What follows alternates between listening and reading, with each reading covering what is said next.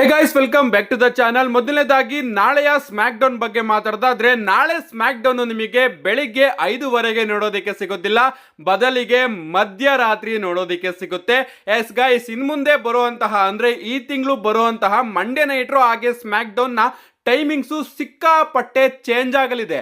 ಯಾಕಂದ್ರೆ ಈ ತಿಂಗಳು ಡಬ್ಲ್ಯೂ ಅವರು ಮಂಡೇ ನೈಟ್ರು ಹಾಗೆ ಸ್ಮ್ಯಾಕ್ ಡೌನ್ ನ ಯುರೋಪಿಯನ್ ಟೂರ್ ಅಲ್ಲಿ ಮಾಡ್ತಾ ಇದ್ದಾರೆ. ಅಂದ್ರೆ ಯುರೋಪ್ ಅಲ್ಲಿ ಹೋಗಿ ಮಾಡ್ತಾ ಇದ್ದಾರೆ, ಬೇರೆ ಬೇರೆ ಕಂಟ್ರೀಸ್ ಗಳಿಗೆ ಹೋಗಿ ಡಬ್ಲ್ಯೂ ಅವರು ಮಂಡೇ ನೈಟ್ರು ಹಾಗೆ ಸ್ಮ್ಯಾಕ್ ಡೌನ್ ನ ಮಾಡ್ತಿರೋದ್ರಿಂದ ಟೈಮ್ ಅಲ್ಲಿ ಸಿಕ್ಕಾಪಟ್ಟೆ ಡಿಫರೆನ್ಸ್ ನಮಗೆ ನೋಡೋದಕ್ಕೆ ಸಿಗುತ್ತೆ.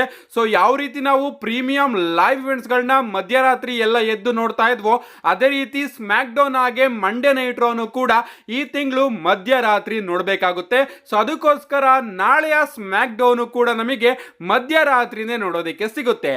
ನಾಳೆಯ ಸ್ಮ್ಯಾಕ್ ಡೌನ್ ನಮಗೆ ಬಾರ್ಸಲೋನಾ ಇಂದ ನೋಡೋದಕ್ಕೆ ಸಿಗ್ತಾ ಇದೆ, ಅಂದ್ರೆ ಸ್ಪೇನ್ ಇಂದ ನೋಡೋದಕ್ಕೆ ಸಿಗ್ತಾ ಇದೆ. ಅಂಡ್ ಅದರಿಂದ ಇಂಡಿಯನ್ ಟೈಮಿಂಗ್ಸ್ ಕೂಡ ಸಿಕ್ಕಾಪಟ್ಟೆ ಡಿಫರೆಂಟ್ ಆಗಲಿದೆ. ಸೊ ನೀವು ನಾಳೆಯ ಸ್ಮ್ಯಾಕ್ ಡೌನ್ ನ ಲೈವ್ ಆಗಿ ನೋಡಬೇಕು ಅಂದ್ರೆ ಸೋನಿ 10 ನಲ್ಲಿ ಮಧ್ಯರಾತ್ರಿ 12 ಎದ್ದು ನೋಡಬೇಕು. 12:30 AM PM ಅಲ್ಲ ಗೈಸ್, AM.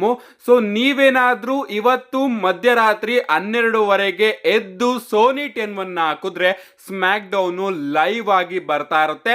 ಸೊ ಒಂದು ಬಾರಿ ಸ್ಮ್ಯಾಕ್ ಡೌನ್ ಟೆಲಿಕಾಸ್ಟ್ ಆಗಿ ಮುಗಿದ ಕೂಡಲೇ ಮತ್ತೊಮ್ಮೆ ಅದನ್ನ ಡಬ್ಲ್ಯೂ ಅವರು ರಿಪೀಟ್ ಟೆಲಿಕಾಸ್ಟ್ ಮಾಡ್ತಾರೆ ಅಂತಾನೆ ಹೇಳ್ಬಹುದು. ಅಂದ್ರೆ 3 ಮತ್ತೊಮ್ಮೆ ನೀವು ಸ್ಮ್ಯಾಕ್ ಡೌನ್ ನ ನೋಡಬಹುದು. So smack down timings change ಆಗಿದೆ.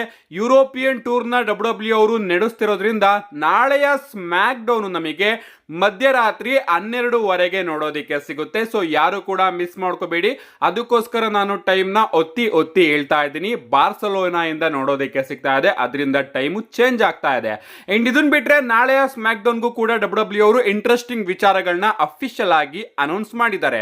ಮೊದಲನೇದಾಗಿ ನಾಳೆಯ ಸ್ಮ್ಯಾಕ್ ಡೌನ್ ನಲ್ಲಿ ನಮಗೆ ಬಿ ಫ್ಯಾಬ್ ಹಾಗೆ ಶಾರ್ಲೆಟ್ ಫೇರ್ ಅವರ ನಡುವೆ ಒಂದು ಸಿಂಗಲ್ಸ್ ಮ್ಯಾಚ್ ನೋಡೋದಿಕ್ಕೆ ಸಿಗ್ತಾ ಇದೆ. ಸೊ ನೋಡ್ಬೇಕು ಈ ಒಂದು ಮ್ಯಾಚ್ ಅಲ್ಲಿ ಏನಾಗುತ್ತೆ ಅಂತ. ನಮ್ಮ ಶಾರ್ಲೆಟ್ ಫೇರ್ ಅವರು ರಿಟರ್ನ್ ಆದ್ಮೇಲೆ ಮೊದಲನೇ ಬಾರಿ ಮ್ಯಾಚ್ ಅಲ್ಲಿ ಕಂಪೀಟ್ ಮಾಡ್ತಾ ಇದ್ದಾರೆ ಸ್ಮ್ಯಾಕ್ ಡೌನ್ ನಲ್ಲಿ. ಸೊ ಒಂದು ಮ್ಯಾಚ್ ನೋಡೋದಕ್ಕೆ ನಾನು ಕಾಯ್ತಾ ಇದ್ದೀನಿ.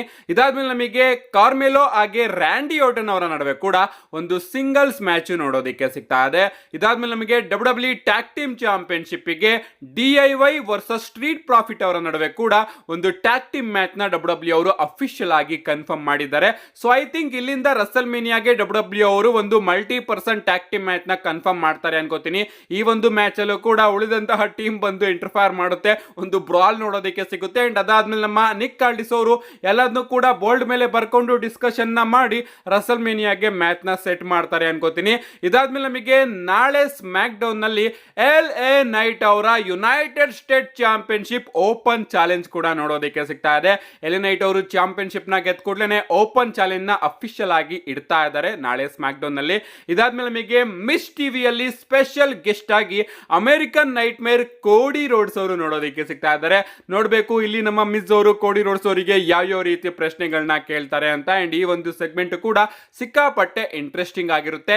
ಇದಲ್ದಲೆ ನಮಗೆ ಬ್ಲಡ್ ಲೈನ್ ಸ್ಟೋರಿ ಲೈನ್ ಅಲ್ಲಿ ಇಂಪ್ರೂವ್ಮೆಂಟ್ಸ್ ಕೂಡ ನೋಡೋದಕ್ಕೆ ಸಿಗಬಹುದು. ಸೋಲೋ ಸಿಕೋವಾ ಜಾಕೋಫಾಟ್ ಅವರ ಬ್ಲಡ್ ಲೈನ್ ಅಲ್ಲಿ ಏನಾದ್ರೂ ಒಂದು ಇಂಪ್ರೂವ್ಮೆಂಟ್ ನ ಡಬ್ಲ್ಯೂ ಅವರು ತಗೊಂಡೋಗಿ ಇವರ ಕತೆ ಏನು ರಸಲ್ ಮೇನಿಯಾಗೆ ಅನ್ನೋದನ್ನು ಕೂಡ ನಾಳೆ ಸ್ಮ್ಯಾಕ್ ಡೌನ್ ನಲ್ಲಿ ತೋರಿಸಬಹುದು. ಏನೇ ಆಗ್ಲಿ ಗೈಸ್, ನಾಳೆ ಸ್ಮ್ಯಾಕ್ ಡೌನ್ ಮಾತ್ರ ಸಿಕ್ಕಾಪಟ್ಟೆ ಇಂಟ್ರೆಸ್ಟಿಂಗ್ ಆಗಿ ನಮಗೆ ನೋಡೋದಕ್ಕೆ ಸಿಗ್ತಾ ಇದೆ. ಯಾರು ಕೂಡ ಮಿಸ್ ಮಾಡ್ಕೋಬೇಡಿ. ನಾಳೆ ಸ್ಮ್ಯಾಕ್ ಡೌನ್ ಇವತ್ತು ಮಧ್ಯರಾತ್ರಿ 12 ನೋಡೋದಕ್ಕೆ ಸಿಗುತ್ತೆ, ಮಧ್ಯರಾತ್ರಿ 12:30 AM ಗೆ.